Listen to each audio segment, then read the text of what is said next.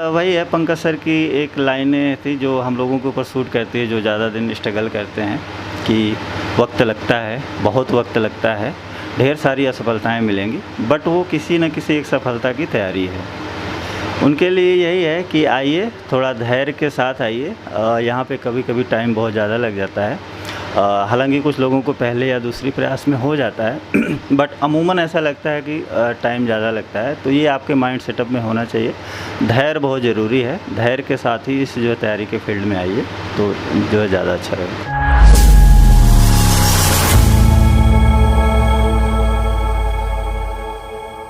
Hello नमस्कार साथियों, मैं हूं मुकेश और मैं अभी मौजूद हूं दिल्ली के गांधी विहार में और अभी भी मेरे साथ हैं प्रदीप कुमार यादव सर, जिनका अभी यूपीपीसीएस का जब रिजल्ट आया था उसमें नायब तहसीलदार के पोस्ट पर चयन हुआ है।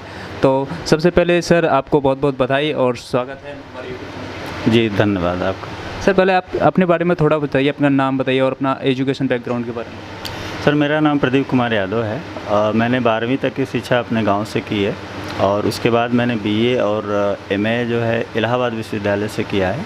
उसके बाद से मैं तैयारी जो कर रहा हूँ। सर ये आपका कौन सा अटैम्प्ट था और मीडियम कौन सा था आपका?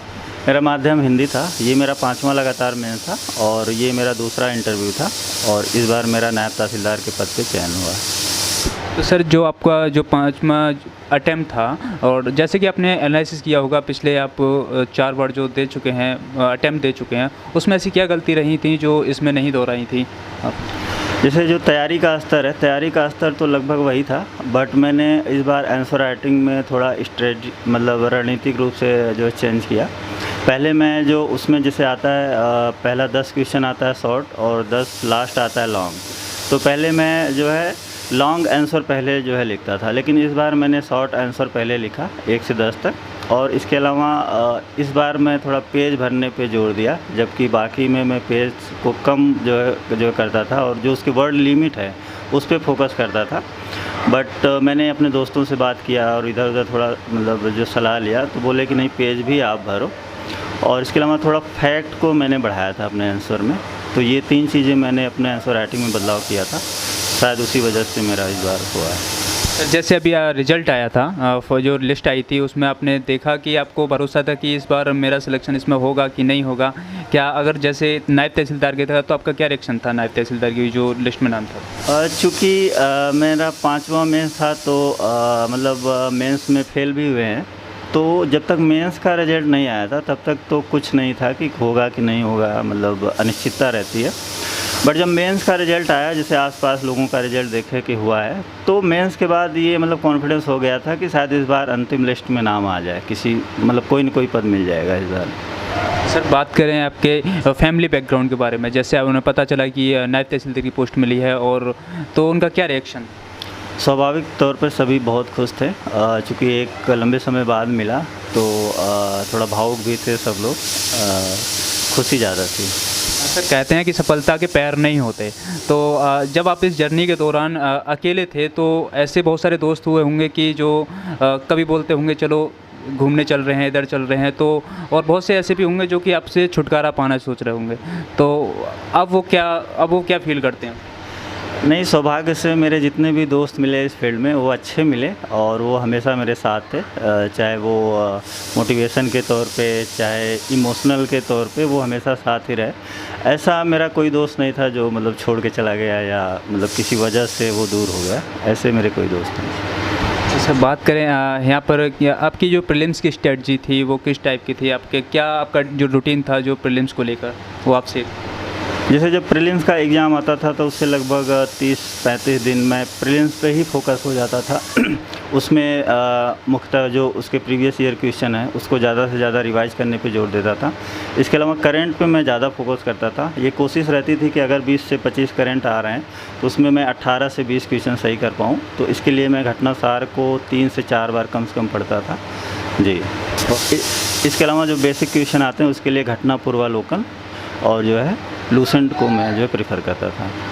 तो यहाँ पर बहुत सारे एस्पिरेंट कंफ्यूज रहते हैं कि साथ ही साथ पहले प्रीलिम्स की तैयारी करें या मेंस की कहीं, यहाँ पर बहुत सारे कन्फ्यूजन रहता है, आप इससे कैसा देखते हैं? जब तैयारी शुरू करनी मतलब है तब तो आपको कंबाइंड तैयारी ही करना है। पहले आपको मेंस पे ही फोकस करना है। जब आपकी मेंस की तैयारी होगी तो उसमें प्रीलिम्स का इंक्लूड ही रहता है। लेकिन जब प्रीलिम्स की परीक्षा है, अगर आप नए हैं तो कम से कम 2 महीने 2.5 महीने आपको प्रीलिम्स पे ही फोकस होकर तैयारी करना चाहिए।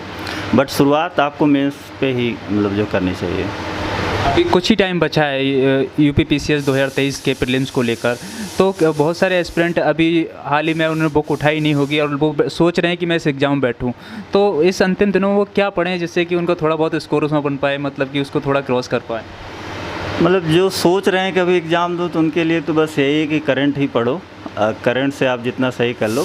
बाकी एक बेसिक नॉलेज होती है, आदमी चाहे वो कॉलेज में स्कूल में थोड़ा बहुत लूसेंट पढ़ा होता है या किसी ऐसी प्रतियोगिता में भाग लिया होता है तो थोड़ी बहुत जानकारी रहती है। उसके बेस पे अगर वो कुछ कर लें तो अच्छा है।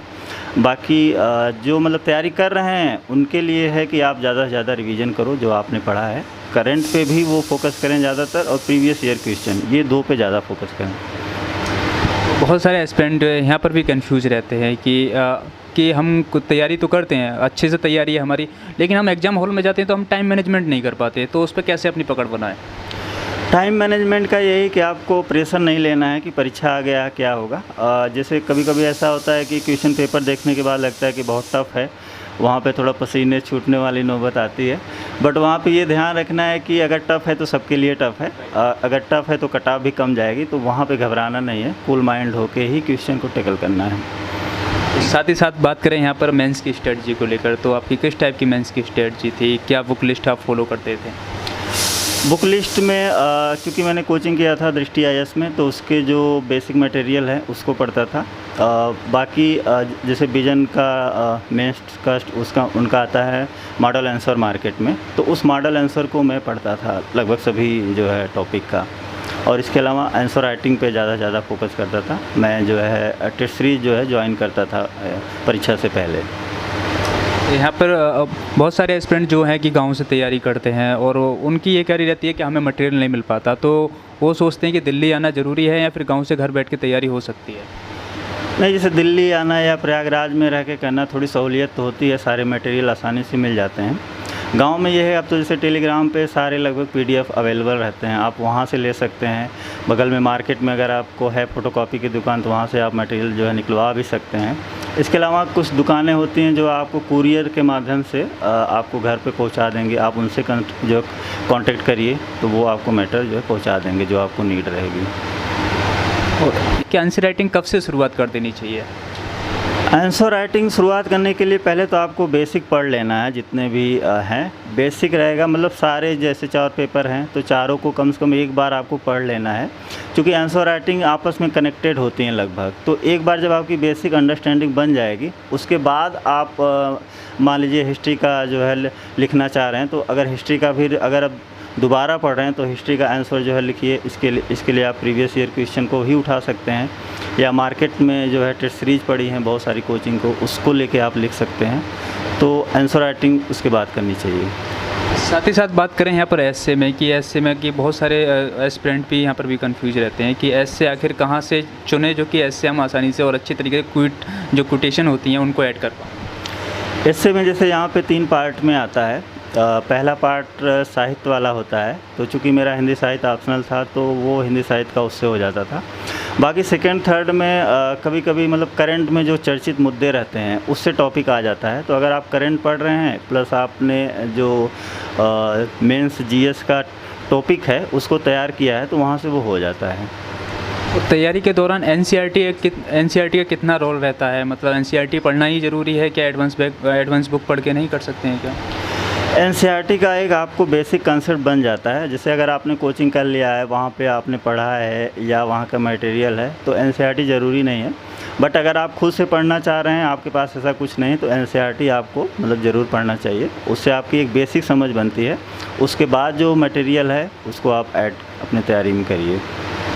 की जर्नी रही है, लगभग 5-6 साल हो चुके हैं इस जर्नी के दौरान।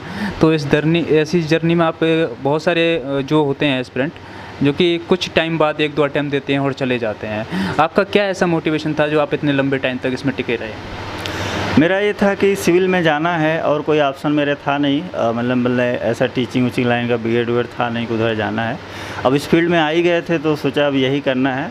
अगर यहाँ पे नहीं होता तो इसी फील्ड में शायद कुछ आगे और करते, जैसे कोचिंग वोचिंग में। बट ये था कि जब तक है चांस तब तक यहाँ पे लगे रहना है। और फैमिली का सपोर्ट रहा, उन्होंने कभी ये दबाव नहीं डाला कि बहुत हो गया अब आ जाओ कुछ और काम करो, तो इसलिए मैं यहाँ पे टिका रहा।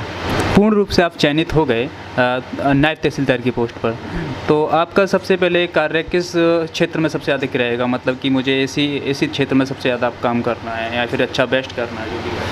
नायब तहसीलदार का जैसे जो मूल कार्य है रेवेन्यू कलेक्ट करना, इसके अलावा जो ज़मीन से रिलेटेड विवाद होते हैं, खेत का होता है, जैसे गांव में बहुत होता है, लोग जाते हैं नायब तहसीलदार, तो ये कोशिश रहेगी कि लोगों की शिकायतें जो हैं वो मतलब टाइम से ही उसको जो है मतलब सॉल्व किया जाए। क्योंकि जैसे हम लोग गाँव से हैं तो देखते हैं कि लोग जाते हैं तहसील में, कई बार जाना पड़ता है, फिर जाके होता है, तो ये कोशिश करेंगे कि टाइम के अंदर ही हो जाए उनका काम। सर, साथ ही बात करें आपकी जो दिल्ली मुखर्जी नगर में रहने की, कि आप यहाँ पर कब से रह रहे थे आप यहाँ पर, कितना टाइम? मेरा जैसे मेरा पोस्ट ग्रेजुएशन हुआ था 2014 में, उसके बाद से मैं यहाँ पे हूँ रेगुलर। पहले मैंने यूपीएससी की तैयारी की थी, 18 तक मैंने यूपीएससी की तैयारी की। बट जब सिलेबस जो है चेंज हुआ, यूपी पीसीएस का यूपीएससी के मतलब समान हो गया, तो मैं फिर यूपी पीसीएस में आ गया और उसके बाद से मैं लगातार यहीं पे हूँ। तो बहुत सारे एस्पिरेंट का सपना रहता है कि दिल्ली जाएंगे, मुखर्जी नगर में रहेंगे, लेकिन उन्हें कहीं ना कहीं ये भी रहता है कि अगर मुखर्जी नगर जा तो रहे हैं तो यहाँ पर मिनिमम मैक्सिमम मतलब कितना खर्चा आ जाता है मंथली, तो आप बता सकते हैं? जैसे हम लोग यहाँ गांधी विहार में रहते हैं, इससे पहले नेहरू विहार में थे, तो नेहरू विहार गांधी विहार का लगभग खर्चा सेम है। मतलब अगर आप सिंगल हैं तो 10,000 कम से कम मान के चलिए, 10 से 11,000 होता है। अगर आप मुखर्जी नगर में रह रहे हैं तो वहाँ पे थोड़ा रूम रेंट ज़्यादा है, तो वो उसके हिसाब से वो खर्चा बढ़ जाता है। इसके अलावा जैसे यहाँ पे है वजीराबाद या गोपालपुर, वो थोड़ा सस्ता एरिया है, तो वहाँ पे अगर आप रह रहे हैं तो 7 से 8,000 में आपका खर्चा हो जाएगा। तो जो नए एस्पिरेंट इस फील्ड में आना चाहते हैं तो उनके लिए आपका क्या संदेश रहेगा? उनके लिए यही है कि आइए, थोड़ा धैर्य के साथ आइए। यहाँ पे कभी कभी टाइम बहुत ज़्यादा लग जाता है, हालांकि कुछ लोगों को पहले या दूसरी प्रयास में हो जाता है बट अमूमन ऐसा लगता है कि टाइम ज़्यादा लगता है। तो ये आपके माइंड सेटअप में होना चाहिए, धैर्य बहुत ज़रूरी है। धैर्य के साथ ही इस जो तैयारी के फील्ड में आइए तो जो है ज़्यादा अच्छा रहेगा। कोई मोटिवेशन कोटेशन आप जो कहना चाहें? मोटिवेशन वही है, पंकज सर की एक लाइनें थी जो हम लोगों के ऊपर सूट करती है, जो ज़्यादा दिन स्ट्रगल करते हैं, कि वक्त लगता है, बहुत वक्त लगता है, ढेर सारी असफलताएं मिलेंगी, बट वो किसी न किसी एक सफलता की तैयारी है। ओके सर, आपका बहुत बहुत धन्यवाद, आपका अपना कीमती समय देने के लिए। और अब की बार आप जो एग्ज़ाम दे रहे हैं शायद उसमें सफल हों और एसडीएम की पोस्ट पर आप चयनित हों। जी बहुत बहुत धन्यवाद। वीडियो को शेयर जरूर करना और चैनल पर नए हैं तो सब्सक्राइब जरूर करना। धन्यवाद।